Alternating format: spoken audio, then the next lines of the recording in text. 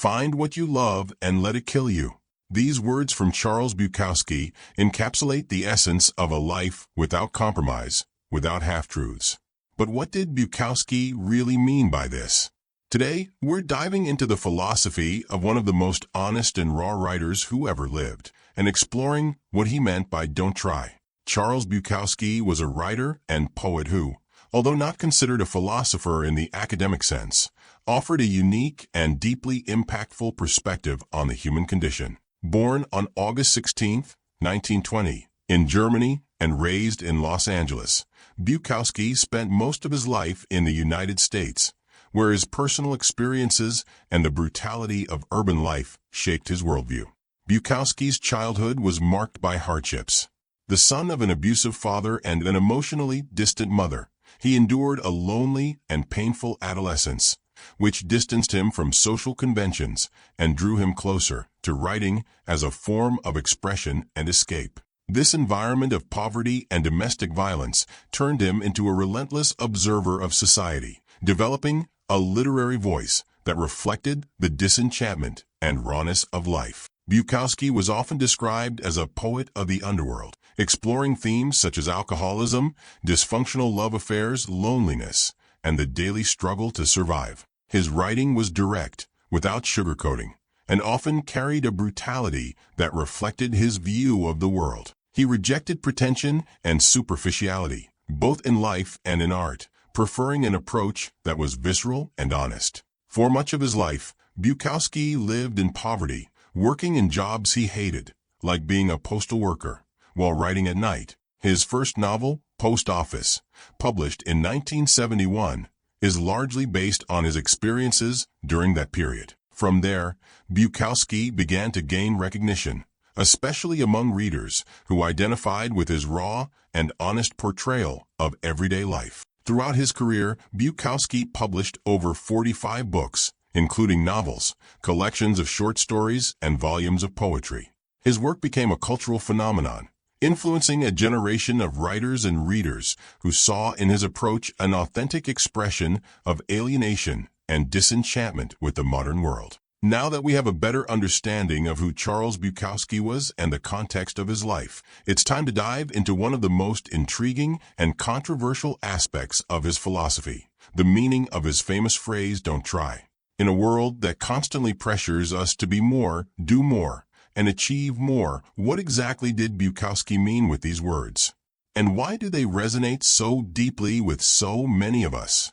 We'll unravel this enigmatic philosophy in the next part. The meaning of don't try. The phrase don't try, which Charles Bukowski chose to have engraved on his tombstone, is both provocative and puzzling. At first glance, it may seem like a call to defeatism or inertia, especially in a culture that values effort, perseverance, and overcoming challenges. However, for Bukowski, these two words carry a much deeper and more liberating meaning. Bukowski was never a man who conformed to social expectations or followed conventional norms. For him, don't try didn't mean giving up on your dreams or accepting mediocrity. On the contrary, it meant rejecting the falsehood and superficiality that often accompany the act of trying to be something you're not. The idea of don't try is actually a call to authenticity, an invitation to be true to yourself, not to force yourself to be or do something that goes against your deepest nature. Throughout his life, Bukowski witnessed how society can be ruthless in its demands and expectations. He saw people around him struggling to fit into molds that weren't theirs, trying to achieve standards of success and happiness that weren't genuinely their own. For him, this constant effort to conform to external expectations was a form of self-betrayal.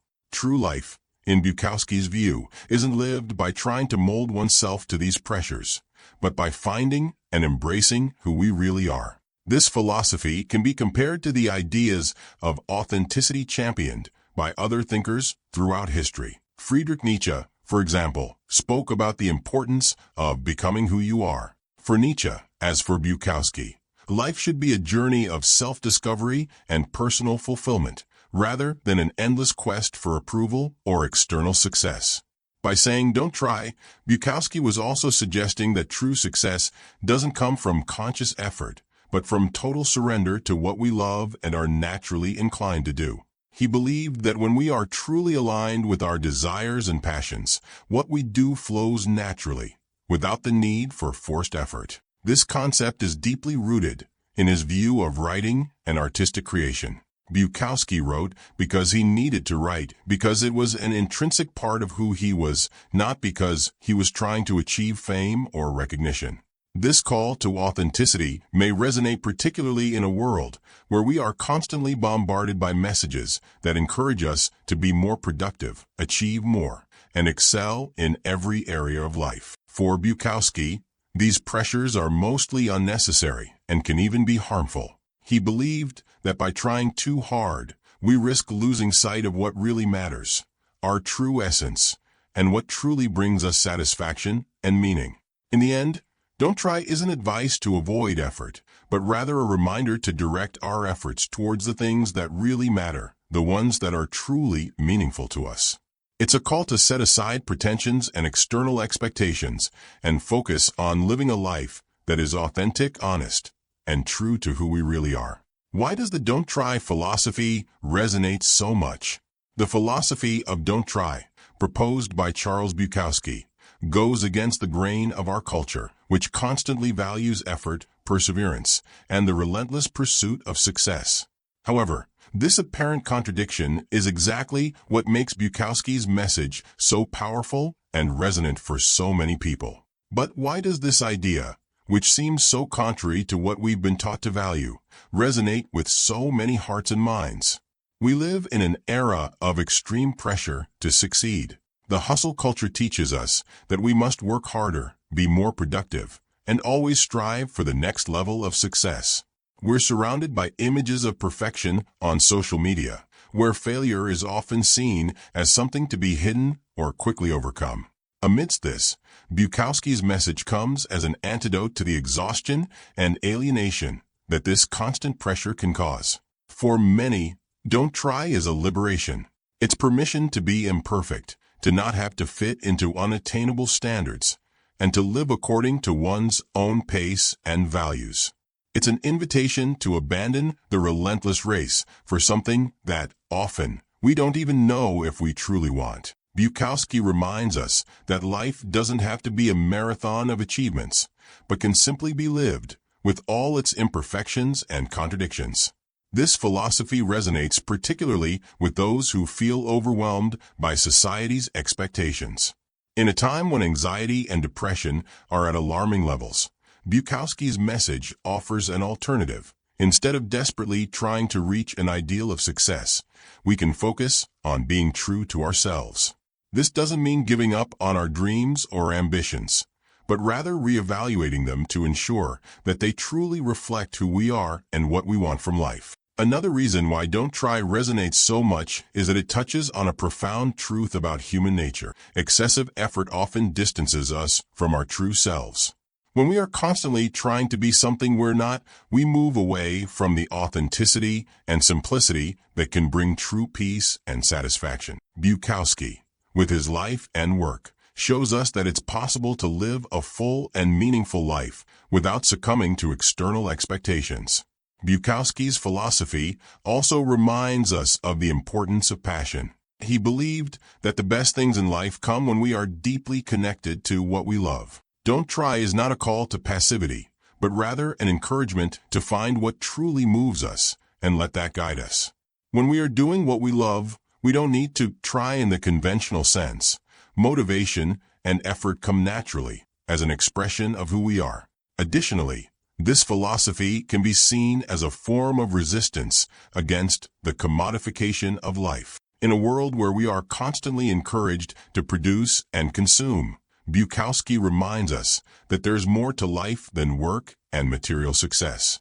He challenges us to find value in things that cannot be measured or bought, such as authenticity, creativity, and human connection. Finally, Don't Try resonates because at its core it's a message of acceptance. Acceptance of our limitations, of our failures, and above all, of our humanity.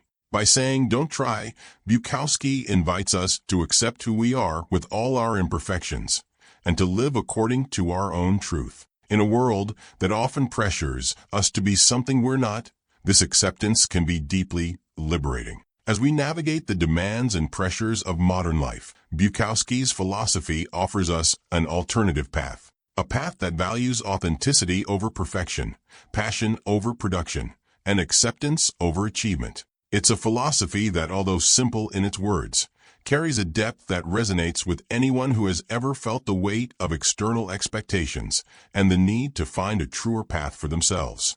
Applying the "don't try" philosophy in everyday life. Understanding Bukowski's "don't try" philosophy is one thing, but applying it in everyday life is a completely different challenge. We live in a society that values relentless effort, constant productivity, and the pursuit of success above all else. Thus, putting into practice what Bukowski preached requires not only a shift in mindset, but also a commitment to authenticity on a deep level. First, it's essential to understand that applying "don't try" in everyday life doesn't mean adopting a stance of passivity or giving up. On the contrary, it's about taking a more conscious and intentional approach to life. It's about recognizing the things that really matter and letting go of what is superficial or doesn't add value to our existence. Bukowski challenges us to identify what truly moves us and to focus on that, rather than getting lost in forced attempts to please others or achieve goals that aren't genuinely ours. One of the most effective ways to apply this philosophy is through simplification. Bukowski lived simply, and his writing reflects that simplicity. He believed that life should be lived authentically and without unnecessary complications. This can be translated into our daily lives by focusing on the things that truly bring us joy and meaning, and letting go of what doesn't make sense to us. To start, reevaluate your goals and objectives. Ask yourself, am I doing this because I truly want to, or am I trying to fit into external expectations? This simple question can be revolutionary. When we realize that many of our goals are actually reflections of what we think we should want, not what we truly desire, we can begin to eliminate what is unnecessary and focus on what really matters. Another important aspect of applying "don't try" is the acceptance of our imperfections. Instead of trying to be perfect or constantly comparing ourselves to others, Bukowski encourages us to accept who we are, with all our flaws and quirks.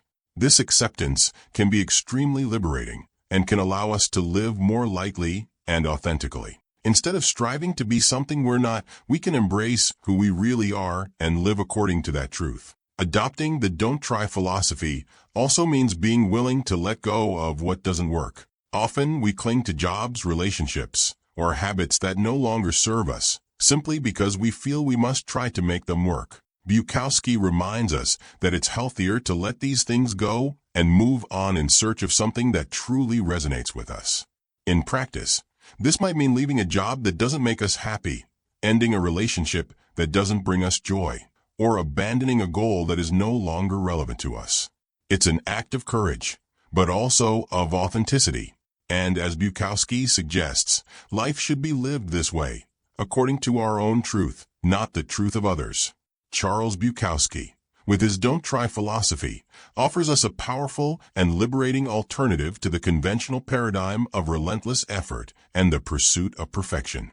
His message, though simple, resonates deeply because it touches on a universal truth. Authenticity is more valuable than conformity, and living according to who we truly are is the key to a full and meaningful life. Applying this philosophy in everyday life requires courage and reflection.